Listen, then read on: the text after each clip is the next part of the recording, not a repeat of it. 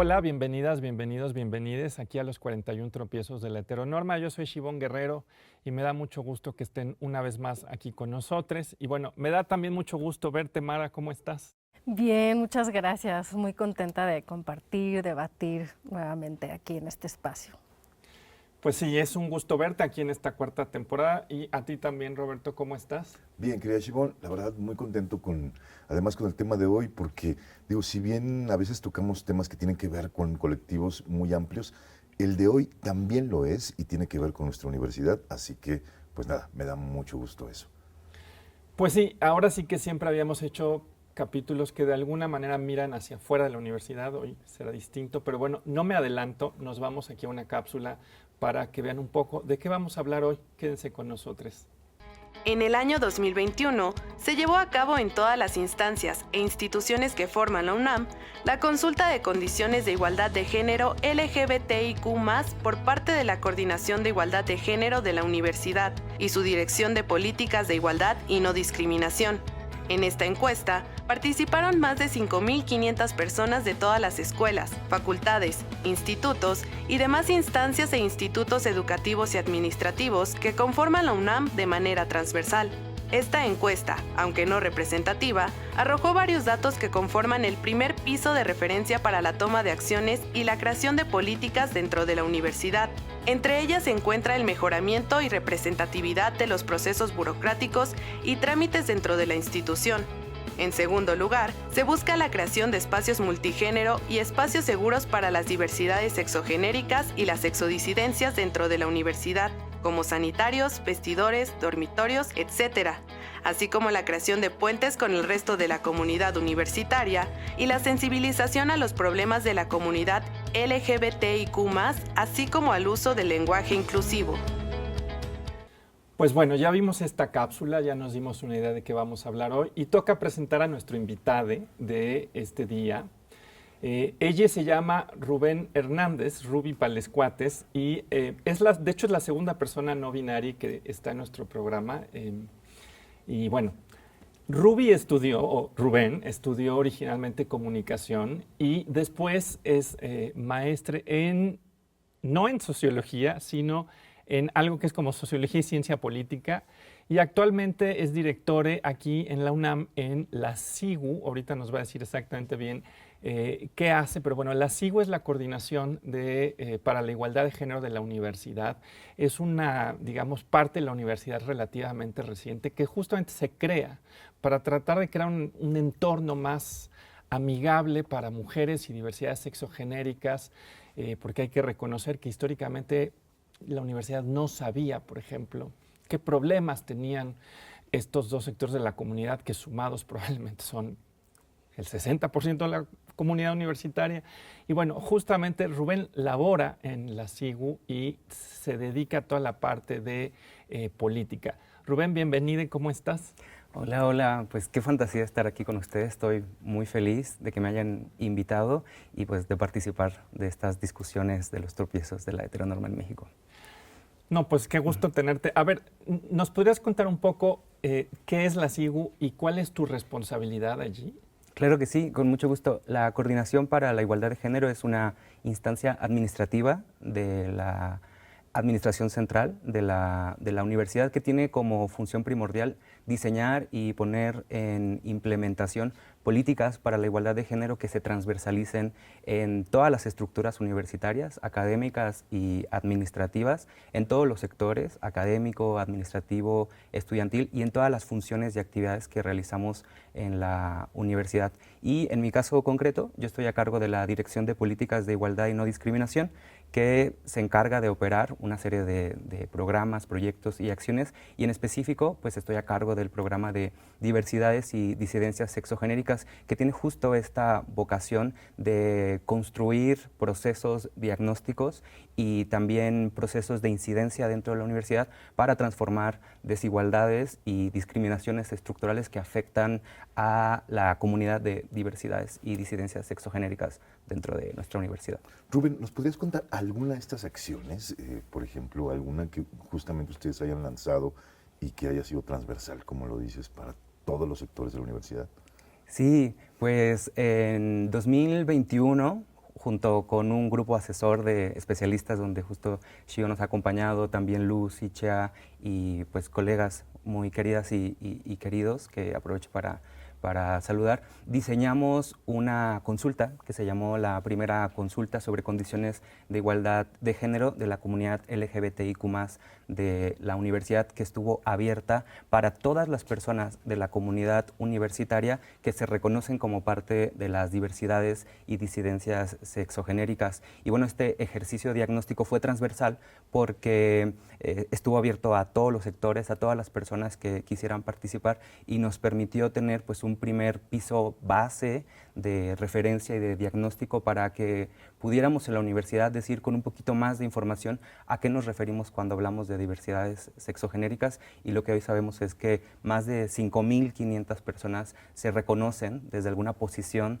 de diversidad y disidencia sexogenérica, y podríamos decir que también quizás jugando con las palabras, las diversidades y las disidencias estamos transversalizadas en todos los sectores de la universidad, porque estamos en el sector académico, en el sector administrativo, en el sector estudiantil, en todas las áreas de conocimiento, somos de todas las edades y tenemos diferentes orígenes, y creo que eso pues reafirma que cuando hablamos de comunidad universitaria siempre hay que hablar de diversidades sexogenéricas también. Y una pregunta quizá un poco básica, pero no es básica, pero, o sea, ¿qué se entiende por igualdad de género? Porque muchas veces como que en marcos institucionales se traduce mucho a estadísticas como de hombres versus mujeres, sobreentendido que son hombres cisgénero, mujeres cisgénero. Entonces me da curiosidad qué se entiende en este espacio donde trabajas por igualdad de género. Claro que sí, con mucho gusto. En la Coordinación para la Igualdad de Género, y también tomando en cuenta los marcos normativos que tenemos en la universidad, igualdad de género es un derecho humano, ¿no?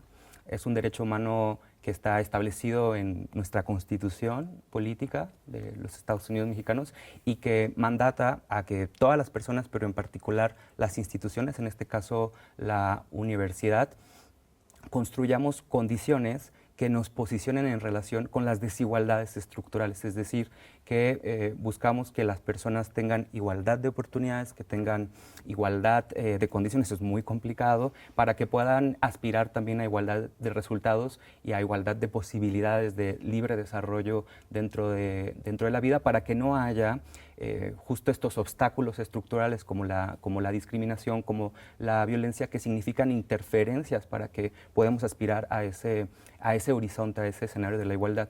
Y cuando lo planteamos desde esa manera, las diversidades sexogenéricas, por supuesto que cabemos dentro de ese paradigma, y no solo las diversidades sexogenéricas pensando en grupos sexogenéricos, hombres, mujeres, diversidades, con todos sus entrecruces, ¿no? Sino que también pensamos en la conversación que todas las personas tenemos pues con la racialización, con la condición de clase, con muchas otras desigualdades y desventajas, y creo que el paradigma de la igualdad tiene que construirse desde esa mirada interseccional, y un poco lo intentamos, pero sabemos que es súper complicado abordarlo de esa manera. Regresando a lo que nos contabas de esta encuesta, porque yo creo que es un punto de partida esencial para entender cuáles son los desafíos que tiene la comunidad. Me acuerdo que cuando salió nos sorprendió mucho la cantidad de identidades sexogenéricas que había en la universidad, algunas de las cuales ni siquiera conocíamos realmente, y quizás la gente diga, bueno, pero ¿eso qué tiene de raro? Bueno, si llevas 15 años dedicándote a estudios de género, sexualidad y diversidad sexual, pues sí, sorprende de repente que te encuentres con un mar de vivencias que se nombran de formas que nunca habías escuchado, ¿no? O sea, la riqueza identitaria en la universidad, yo me acuerdo que nos sorprendió. No fue una encuesta representativa, es decir, no podemos decir tal porcentaje de la universidad es LGBTIQ+, pero, por ejemplo, recuerdo algunos datos, ¿no? Así que teníamos 1.200 personas que de alguna manera tenían alguna identidad de género no cisgénero. Sí. Teníamos, si no me acuerdo, más de 4.000 personas con orientaciones sexuales, digamos, distintas a la heterosexual. Había un cruce, desde luego. Hubo un número importantísimo de personas intersex que tampoco, hasta donde yo he visto, nunca se habían contado en ninguna universidad que yo sepa. Y digamos que nos dio esta visión impresionante, donde había, por ejemplo, en los SHs, en las preparatorias, en las facultades, una enorme riqueza, pero también venía toda la otra parte, la parte de los desafíos. Y yo quisiera que nos contaras un poco qué encontró esta encuesta de los desafíos. De los desafíos tanto en el ámbito, por ejemplo, de las orientaciones, de las identidades, de las juventudes LGBT racializadas. No sé si nos puedes contar un poquito de eso. Sí, con mucho gusto. Un dato que nos parece muy preocupante es que 72.56% de las personas que participaron en esta consulta, que son más de 5,000, reportan que a lo largo de su vida en la universidad han vivido al menos una forma de discriminación por razón de su diversidad sexogenérica. Y podríamos decir que esas discriminaciones, digo, para una hipermega simplificación, se dividen al menos como en 3 grandes ejes. El primero tiene que ver con la discriminación directa basada en el desprecio, basada en el odio, en las formas normativas de mirar y relacionarnos en la comunidad universitaria con las diversidades sexogenéricas, que se traducen en burlas, en comentarios despectivos, en comentarios estereotipados, en desacreditaciones e incluso en acercamientos que acechan o que incomodan a las diversidades sexogenéricas en la universidad. Esa podríamos decir que es la discriminación que muchas veces entendemos como más clásica, que es la discriminación directa hacia los cuerpos de las diversidades sexogenéricas. Sin embargo, tenemos otros 2 bloques de discriminación que también me parece muy importante que nombremos porque muchas veces no los reconocemos como discriminación. Un porcentaje importante de las diversidades sexogenéricas, particularmente quienes referimos identidades no normativas, comparten en este diagnóstico que en ocasiones han encontrado que la universidad no está diseñada para que quepamos dentro de sus procesos, quepamos dentro de sus procedimientos institucionales. A la hora de llenar un formulario no sabíamos qué contestar porque había 2 opciones de sexo-género que no nos representaban y pues no sabíamos qué hacer ante ese trámite y de todos modos lo teníamos que hacer, entonces nos tuvimos que bancar respondiendo algo que sabemos que no somos para pues no interferir o interrumpir nuestra vida en la universidad. Y el último bloque, digamos, de desigualdades tiene que ver con el tema de los espacios. Yo creo que las diversidades sexogenéricas, afortunadamente, hay un activismo muy protagónico en este momento de colectivas LGBTIQ+ en la universidad. Han puesto muy sobre la mesa la importancia de que repensemos espacios en la universidad. Todos en general, los que son abiertos también de manera importante, pero en particular aquellos que han sido creados sobre la base de la división binaria y en particular pues nos referimos a espacios de intimidad, privacidad y cuidado personal como los sanitarios, los vestidores, las regaderas o los dormitorios que hay en la universidad porque se necesitan para muchas funciones que realizamos. Bueno, pues yo creo que estos resultados, igual quizás en la conversación regresamos a ellos. Antes de ir a un corte yo quisiera mencionar uno porque este ejercicio estadístico lo publicamos aquí en la UNAM el mismo día que el INEGI sacaba la encuesta, digamos, equivalente, pero para México. Y algo que recuerdo mucho que por lo menos a mí me brincó es cómo coincidían en el tema de la ideación suicida y del suicidio, ¿no? Como producto del acoso escolar o incluso del acoso laboral. Tanto el INEGI como nuestro ejercicio estadístico mostraban que nuestras poblaciones viven tal nivel de violencia que la ideación suicida es muy, muy alta. Y quiero recalcar que la causa es la violencia recibida, no es que seas LGBT y por eso. O sea, no es una cuestión intrínseca, es una cuestión de discriminación. Pero bueno, nos vamos a un corte y ahora regresamos aquí a los 41 tropiezos.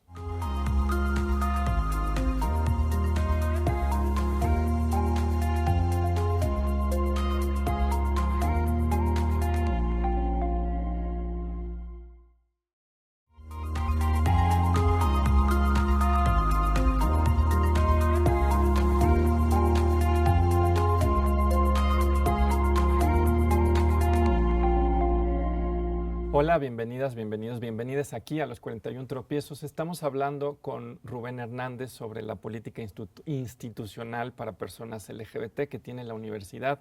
Y antes del corte yo mencionaba un dato, bueno, no mencionaba el dato en sí, pero mencionaba que la ideación suicida es muy alta en la población LGBT. Y un poco te querría yo preguntar si nos podrías decir cuáles fueron estos valores y de la mano de eso explicarle, digamos, a las audiencias en general el por qué importa hacer eso, ¿no? Porque de repente parece que es pura corrección política, que simplemente es que somos woke, cualquier cosa que eso sea.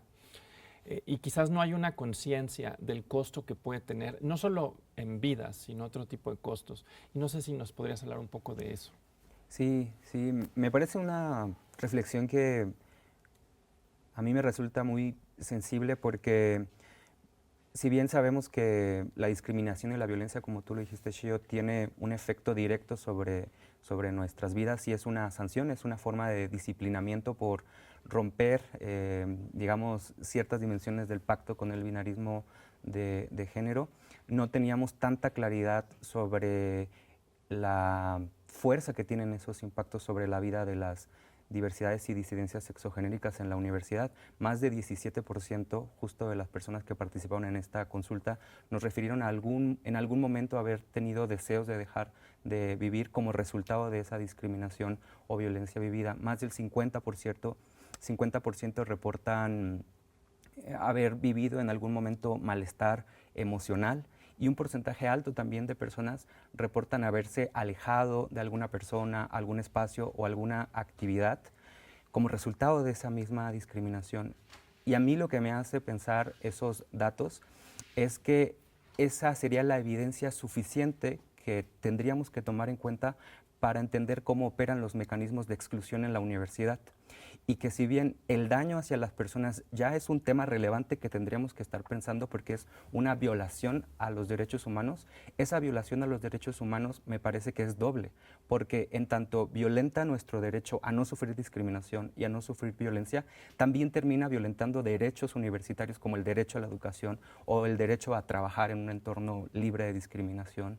Y eso después termina teniendo efectos sobre las posibilidades que tenemos las diversidades y disidencias sexogenéricas de incorporarnos sustantivamente a la vida académica, a la vida profesional, a la vida laboral, y eso pues después nos va a permitir entender ciertos datos que existen en nuestro país sobre cuáles son las condiciones materiales de existencia de las disidencias sexogenéricas en nuestro país. Y solo quisiera compartir un ejemplo más porque pues me parece que es relevante para que sigamos pensando lo fuerte que es hablar de violencia y de discriminación hacia las diversidades sexogenéricas en la universidad.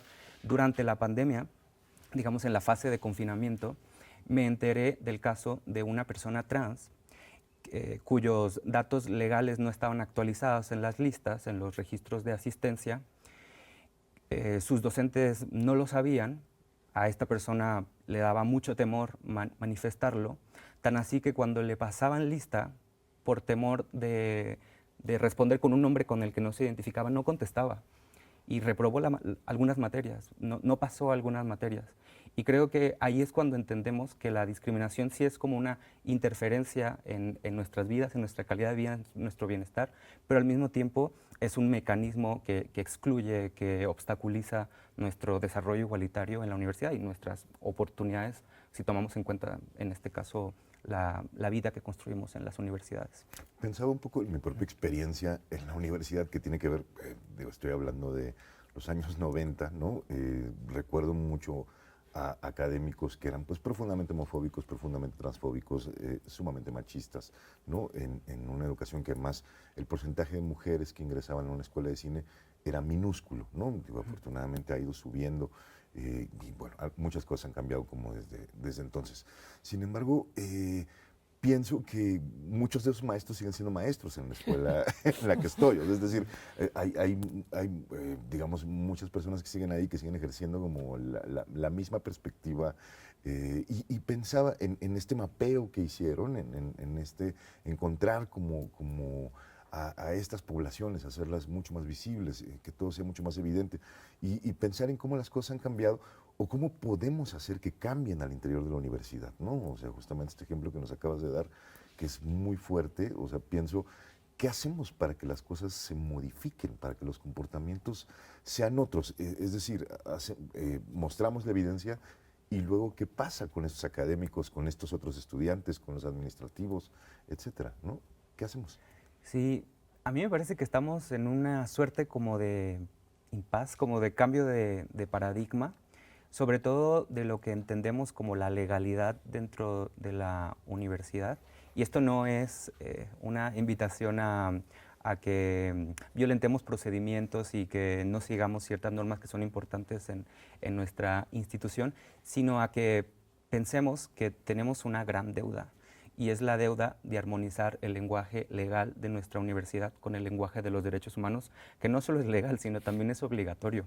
Entonces, cuando una persona se niega a referir con el nombre y el pronombre elegido de una persona porque no está asentado de esa manera en una lista, lo que está diciendo es que para esta persona va a primar esta mirada legalista formal de lo que está dicho en un documento, y no va a importar la mirada de los derechos humanos, que también es legal y que también es fundamental, y en la que justamente se pone en juego el bienestar y el reconocimiento de una persona que forma parte de la comunidad universitaria. Y creo que nos estamos tardando justo en incorporar en el ADN de la universidad, en todas nuestras prácticas, esta mirada de derechos humanos, que además nos dé certeza de que no pasa nada si nombramos a una persona en términos de problemas legales, como esta persona lo está solicitando, y sí pasa mucho para esa persona cuando sostenemos esa decisión de su autodeterminación de manera colectiva. Entonces creo que... Perdón que te interrumpa, pero ¿eso te ha pasado a ti? Me ha pasado N cantidad de veces. Miren, yo firmo mis correos electrónicos con mi pronombre, mi WhatsApp tiene mi pronombre, porque entiendo, bueno, que finalmente yo transicioné a la no binariedad y que eso puede ser muy complicado y que hay personas que su marco de lectura les lleva a pensar que soy un hombre, y pues eso yo lo puedo comprender porque entiendo el sistema en el que vivo, pero lo que me cuesta mucho trabajo es que yo me presente con mi pronombre, me presente con mi identidad, firme institucionalmente las cosas con mi autoadscripción identitaria, y me devuelvan la comunicación en masculino, ¿no? Es algo que comúnmente pasa. En el diagnóstico está justo planteado, a muchas personas nos malgenerizan, y la malgenerización tiene dos momentos.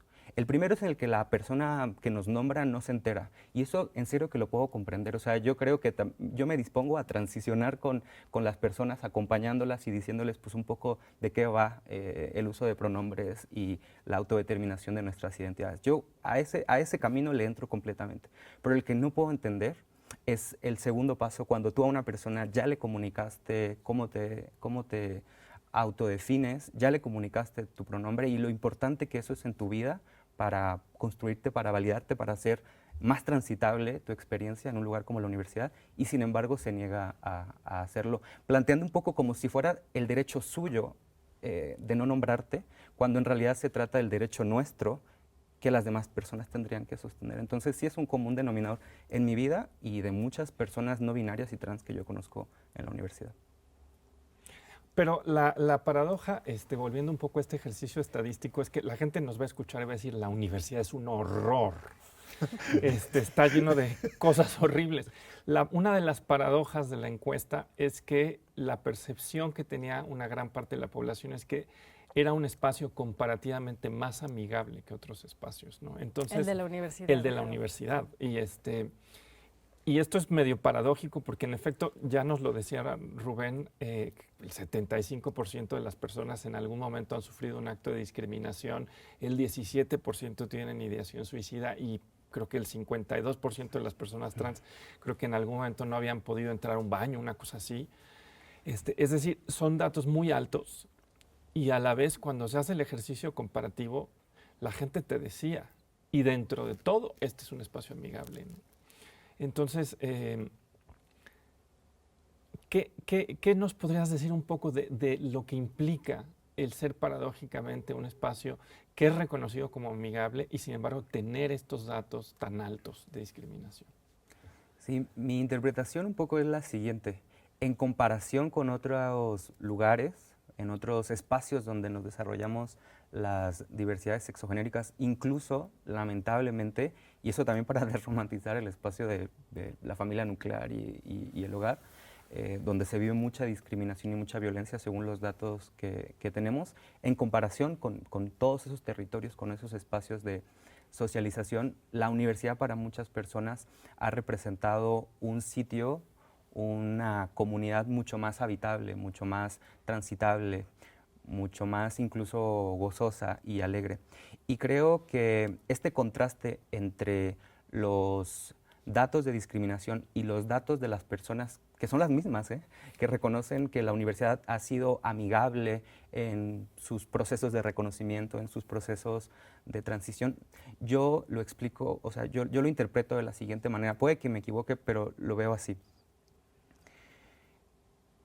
En los vínculos que son cercanos y que son como estas relaciones que elegimos, donde alguien elige ser nuestra amistad y nosotros elegimos a esas amistades, o en esos vínculos más personalizados, se crea una serie de relaciones significativas, solidarias y de sostenimiento comunitario, de apoyo, de afirmación, de alegría. Incluso hay una variable que pusimos en la consulta, donde preguntábamos si habían encontrado amistades significativas que celebraban su diversidad.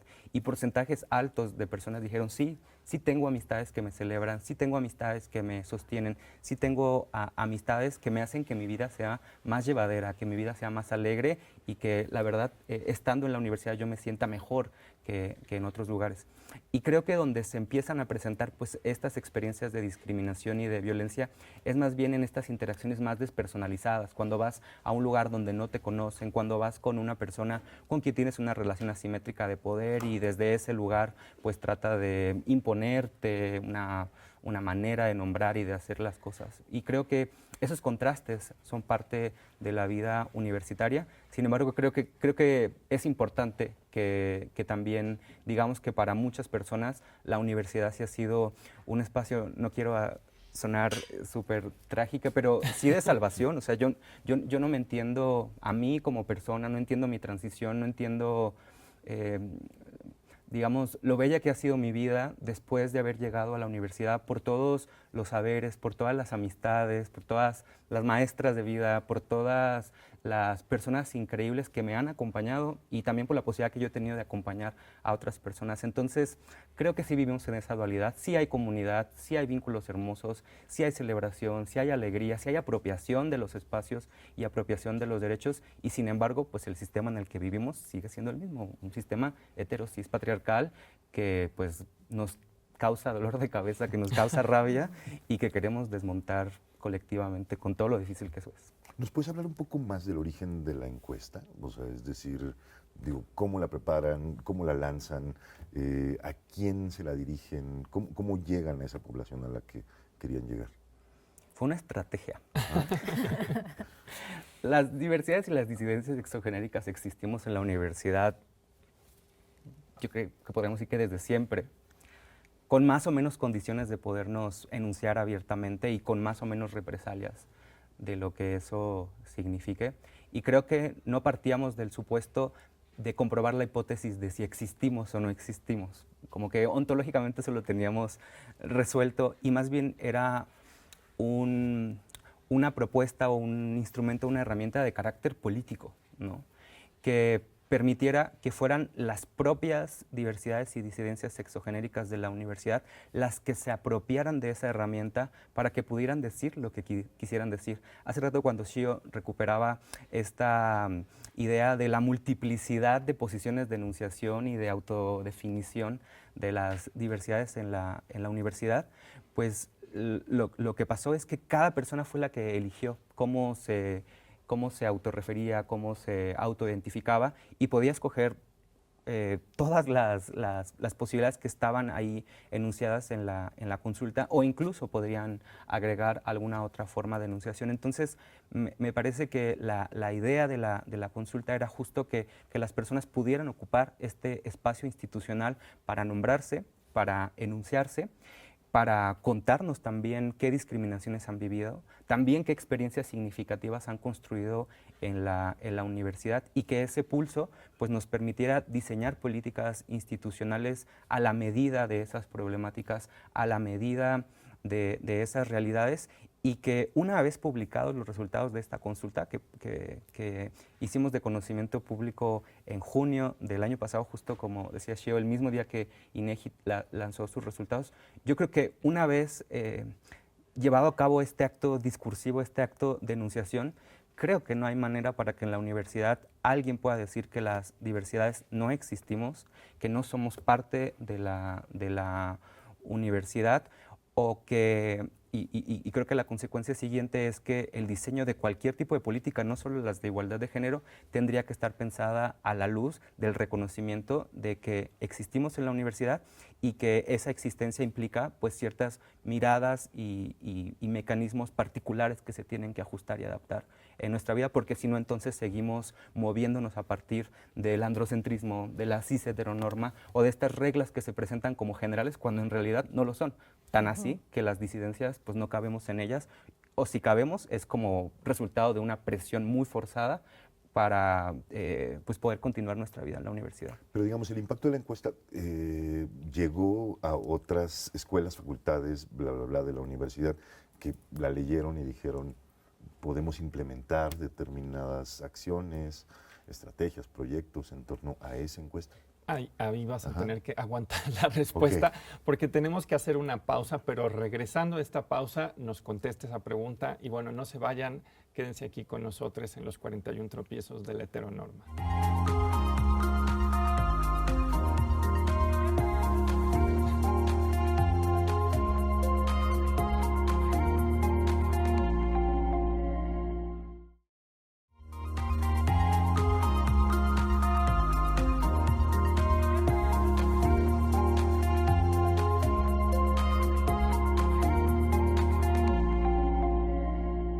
Hola, bienvenidas, bienvenidos, bienvenidas de vuelta aquí a los 41. Estamos platicando con Rubén Hernández de la Coordinación para la Igualdad de Género de la Universidad. Y Roberto, te había hecho una pregunta que yo creo que era muy importante. Básicamente, tenemos esta encuesta, ¿qué sigue? ¿Qué han hecho algunas dependencias de la universidad en función de eso?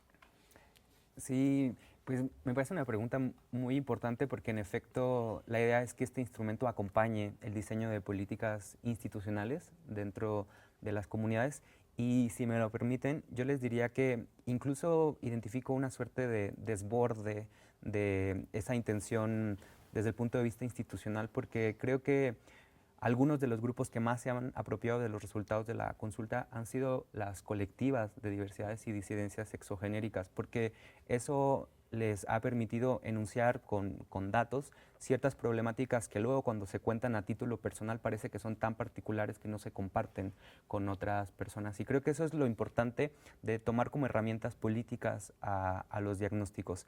Y pues creo que estamos justo cabalgando en esa doble apropiación de los resultados de la consulta, porque si bien por una parte las colectivas usan esos resultados, también por otra parte lo cierto es que las instancias académicas y administrativas de la universidad los están tomando en cuenta y lo que más queremos es que estas dos realidades, comunidad e institución, se abracen para poder tomar las mejores decisiones a partir de la escucha, a partir de la validación y el reconocimiento de los problemas que existen en la universidad y concretamente lo que yo te podría decir es que a partir de esos resultados ha habido muchas jornadas de sensibilización con las comunidades, ha habido lugares donde han hablado de cómo se puede hacer, cómo se puede construir colectivamente procesos de reconocimiento social de las identidades. Se han abierto, no tengo el dato exacto porque hay muchas instancias que están en este proceso ahora mismo, pero se han abierto más de 10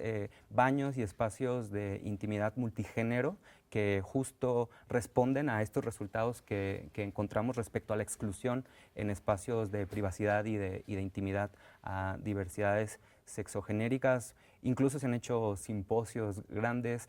Tengo conocimiento de que en algunas asignaturas obligatorias y optativas que se imparten en la universidad ya se incorporó el tema de diversidades sexogenéricas y pues la expectativa es que se transversalice en todas las dimensiones de la vida universitaria. Un ejemplo que a mí me parece para celebrar es que la Dirección General de Deporte Universitario en su última edición dedicó todo su congreso dedicado a deportes, a género y diversidades sexogenéricas y justo ahora están en un proceso bien interesante de repensar lugares como sus regaderas, como sus vestidores, como sus baños e incluso pues las divisiones de género para los diferentes deportes universitarios, pues a la luz de estos saberes. Entonces, por ahí vamos colándonos en las diferentes áreas de la universidad. Es un proceso lento, pero poco a poco se están construyendo Pero los procesos. suena increíble lo del deporte.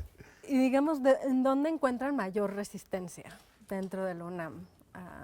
Porque un poco estaba pensando en lo que decía Roberto y pensando en cómo pasaría de un espacio amigable a un espacio pionero, ¿no? Porque si bien igual se replican ¿no? el lenguaje burocrático que es estructuralmente discriminatorio, ¿no? también en la sociedad, también podría ser un modelo la UNAM para la sociedad. Entonces, pero me da curiosidad en dónde encuentran la mayor resistencia dentro de la UNAM.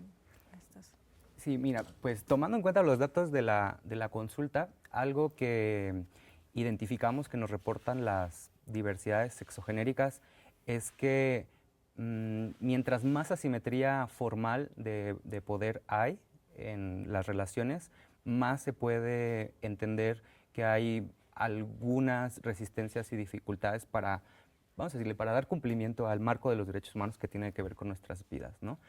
Porque, por ejemplo, si comparamos la respuesta que dan las diversidades de qué tan significativas han sido sus amistades en un plano horizontal, los datos son más altos que cuando preguntamos qué tan significativas han sido figuras académicas o administrativas en tu vida en la universidad, ¿no? Ahí bajan los resultados. Entonces creo que sí hay una relación entre jerarquía y no facilidad para que fluyan de manera exitosa pues estos proyectos de hacer más transitables las vidas y las existencias de las diversidades sexogenéricas.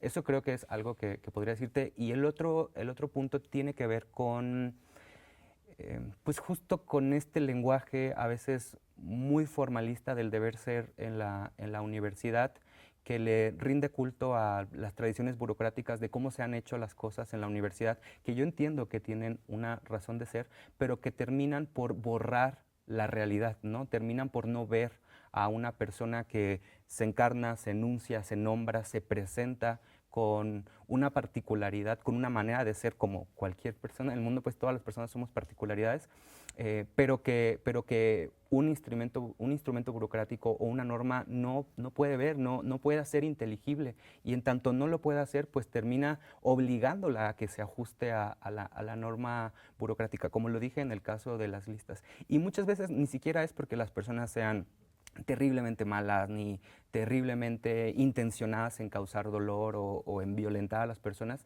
sino porque lo hacen desde el miedo de romper ese pacto, de romper esos compromisos con la legalidad formal de la universidad, que, como les digo, no es un llamado a no cumplir con las normas y con todo lo que necesitamos para sostener nuestra universidad y nuestra vida colegiada y comunitaria, sino a que repensemos que si esas normas están violentando y están vulnerando vidas y personas, pues quizás lo que tendríamos que hacer es repensarlas y reajustarlas, y podríamos seguir haciendo investigación de calidad, docencia de calidad, procedimientos administrativos de calidad con derechos humanos. O sea, es que esos paradigmas no están peleados, y de hecho los derechos humanos, uno de sus principios es la interdependencia. O sea, los derechos humanos tienen que conversar con cualquier práctica, con cualquier cosa que hacemos en la universidad. Y yo creo que ese es el principal punto de resistencia a la universidad, que los derechos humanos no se han vuelto un común denominador de todo lo que hacemos en nuestra vida cotidiana y comunitaria. Ahí yo me acuerdo que cuando empezaron a escribirse tesis con lenguaje incluyente, había varias personas que no respondían desde la homofobia o la transfobia o la NB-fobia, sino respondían justo un poco en esta inercia de, pero puedes escribir una tesis así, es aceptable, te puedes titular con un documento escrito, por ejemplo, con un lenguaje incluyente, donde de repente algo acaba en E.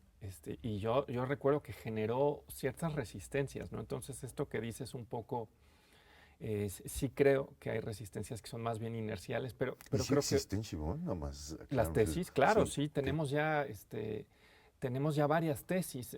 Yo te diré que, por ejemplo, en el posgrado en Filosofía de la Ciencia ya empezamos a tener tesis escritas así, también en el posgrado en Filosofía, evidentemente en el posgrado de Estudios de Género Yo no sé si en otros posgrados, pero yo supondría que sí. Digamos que estos son los que conozco. Entonces ya empiezan a existir y nunca hubo ningún problema. Entonces el miedo era, digamos, inercial.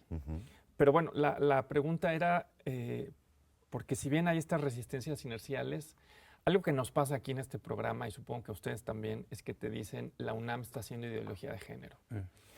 Casi en cualquier episodio nos lo dicen. A lo mejor es la misma persona con varios nombres. Pues yo creo que tendría que tener como más 50 cuentas porque sí es muy impresionante. Y veo, por ejemplo, lo que pasó en el estado de Florida, en Estados Unidos, con el gobernador DeSantis, con esta ley de Don't Say Gay, que está tratando de ser replicada en otras partes de Estados Unidos, que quiere prohibir. Ya no hablemos de los pronombres, que ya no se hable de la homosexualidad en la educación. Al principio venía con un candado de edad que era básicamente para infancias. Ahora lo quiere generalizar a todos los niveles educativos, incluyendo las universidades. Que esté prohibido que en una universidad se hable de educación sexual integral, se hable de derechos humanos e identidad, género, sexualidad. Y que incluso un profesor pueda ser corrido, ¿no?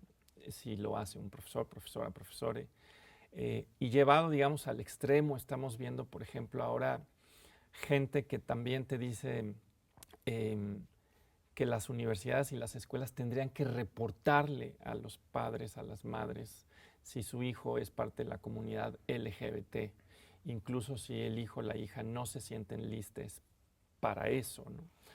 Entonces, ese tipo de resistencias, yo no sé si ustedes se las han encontrado, que les digan, a ver, ustedes están haciendo ideología de género, ustedes están vulnerando a mi familia. ¿Qué tan comunes son y cómo responden a eso? Sí, muy bien. Hemos tenido experiencias justo en las que se cuestiona el trabajo que estamos haciendo a favor de la igualdad de género, justo porque el paradigma que construimos tiene que ver pues, con esta integralidad de lo que entendemos por igualdad. Y justo en nuestro ejercicio de nombrar, reconocer y posicionarnos en relación con los derechos humanos de las diversidades sexogenéricas, pues ha habido personas que justo leen estas políticas desde el posicionamiento que nombra a estos esfuerzos como ideología de género. Algo muy común que hemos identificado es que nombran a estas políticas, a estas miradas, como una imposición, es decir, como una suerte de nuevo lenguaje y nueva mirada que tendrían que adoptar forzosamente todas las personas como resultado de un acto autoritario y vertical de poder sobre todas las personas. Cuando, por ejemplo, cuando hablamos de lenguaje, siempre hemos dicho que el lenguaje es un ejercicio propio, pero lo que siempre decimos es que la manera como lo ejercemos implica responsabilidades y cada quien tendrá que asumir las responsabilidades de la manera como enuncia, de la manera como instrumenta el lenguaje para construir mundo con otras personas.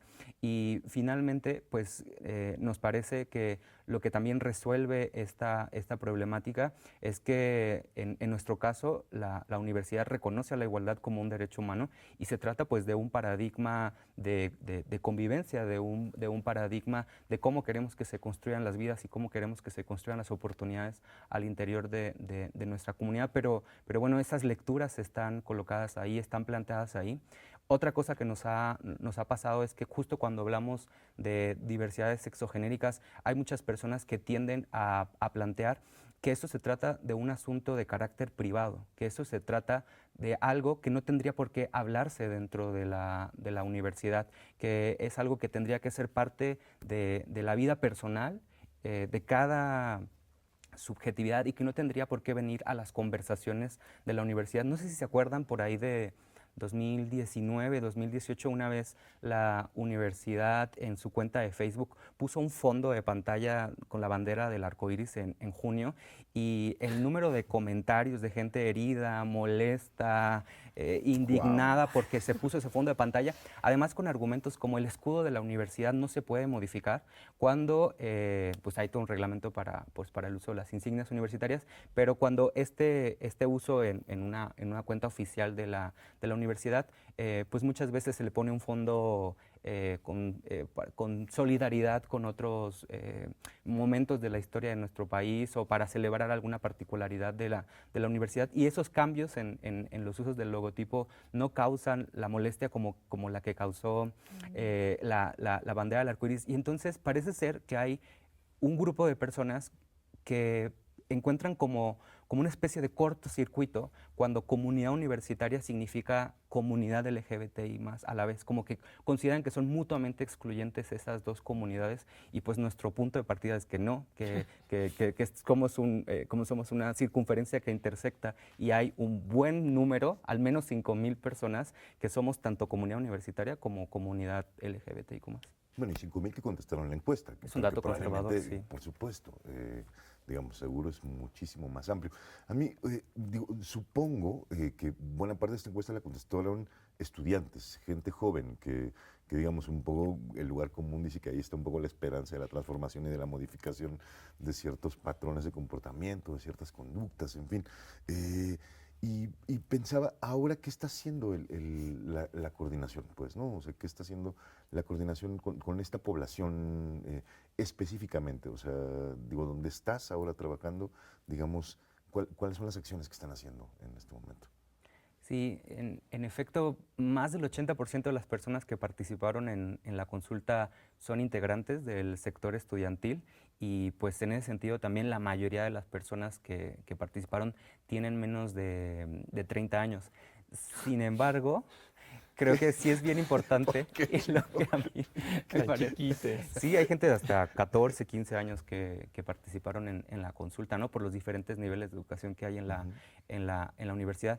Sin embargo, también creo que es un acto político importante decir que hubo personas de más de 50, 60 años que participaron en la consulta y que son integrantes del funcionariado, del personal académico, del personal administrativo, y creo que también las políticas tienen que llegar a todos esos sectores de la vida universitaria. Y en concreto para el tema de juventudes y de estudiantes, nos parece que estamos en un momento en el que por este pulso que tenemos de cómo las propias diversidades quieren construir su vida en la universidad, en el que nos estamos orientando a tres cosas. Lo primero tiene que ver con lo que ya hemos conversado, que es el reconocimiento social de las identidades, que no se exija que las personas hayan hecho un cambio legal de sus datos, de sus documentos, que es parte de su libertad, y también hay muchas condiciones que no siempre favorecen que eso sea rápido. Pero que no se exija esta actualización administrativa y legal de los nombres y pronombres para que las personas puedan ser reconocidas socialmente y que se entienda que eso sí es obligatorio en tanto derecho humano, ¿no? Y en tanto la manera como se respeta la libre autodeterminación y el libre desarrollo de la personalidad de quienes transicionamos, ¿no? Eso es lo primero. Lo segundo es seguir trabajando el tema de los espacios, sobre todo los que tienen, esta construcción histórica binaria entre hombres y mujeres, y no solo en la habilitación de espacios que tengan características multigénero para cualquier persona de cualquier identidad, de cualquier corporalidad, sino que también pensemos qué entendemos por un baño de mujeres y por un baño de hombres. O sea, tenemos que transformar también nuestros imaginarios y nuestras ideas normativas de lo que pensamos cuando pensamos en estas categorías, ¿no?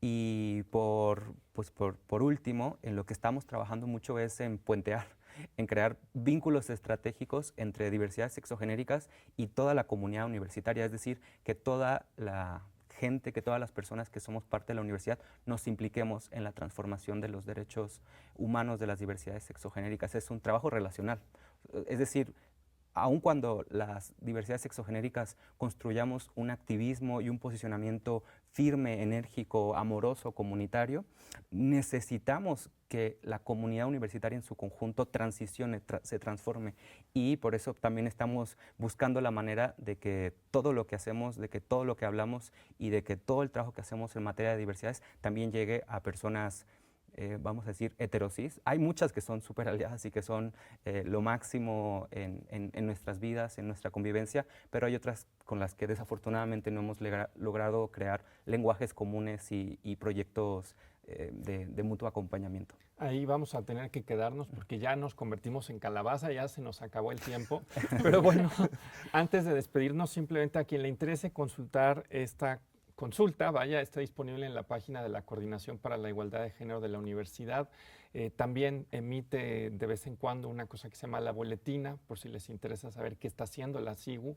Y bueno, pues yo te agradezco, Ruby, que hayas venido aquí a los 41. Muchas gracias por lo que nos has contado. Y con eso nos despedimos. Muchas gracias por acompañarnos. Hasta la próxima.